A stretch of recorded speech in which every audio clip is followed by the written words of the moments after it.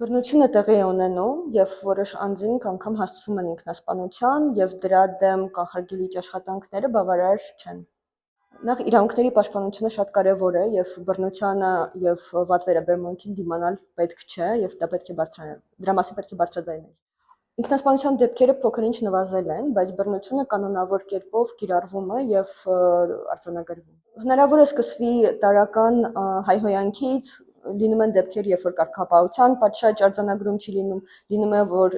ենթակայության հարաբերությունները հստակ չեն կամ անձինք չեն ենթարկվում այդ կանոններին, արդյունքում անգամ տարական հարցից կարող է հանգեցնել բռնության։ Պետությունը պատասխանատու է բոլոր այն անձանց համար, որոնք գտնվում են իր ենթակայության տակ, զինված ուժերում ծառայության ողջ ընթացքում պետությունը պատասխանատու է անձի կյանքի եւ առողջության համար։ Պատասխանատվության հարցը պետք է համալիր մոտեցում ունենա եւ անմիջական կատարողները պետք է պատասխանատվության ենթարկվեն եւ հրամանատարությունը, որը պարտավոր էր կանխել եւ պատշաճ արձագանքել նման իրավիճակին։ Արագ փոփոխության բերելը շատ դժվար է, որովհետև հիմնական պատճառները ընկալումների հարց են, որոնց վրա պետք է շատ հստակ աշխատանք տարվի եւ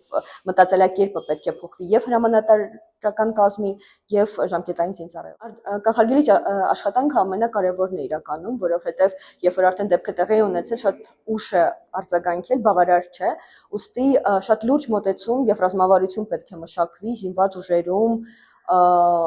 ենթամշակույթի փոփոխության կամ մշակույթի փոփոխության եւ կարգապահության ավելի լուրջ մոտեցման ցուցաբերման առումով։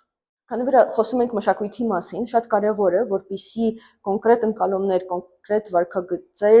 վարքագծային դրսևորումներ այլևս ընդունելի չլինեն մեզ համար եւ դրանով չառաջնորդվենք ինչ-որ հարցերին արձագանքելու, ուստի ընդհանուր առմամբ պետք է մշակույթի փոփոխություն տեղ ունենա։ Պետք է լինի պատասխանատու մոտեցում ամեն անձի կյանքի եւ առողջության համար, ոչ թե ձևական միավոր դիտվի անհատը, այլ իրապես բոլոր ջանքերը գործադրվեն, որպեսզի կանխվի բռնությունը եւ վատ վերաբերմունքը զինված ուժերում։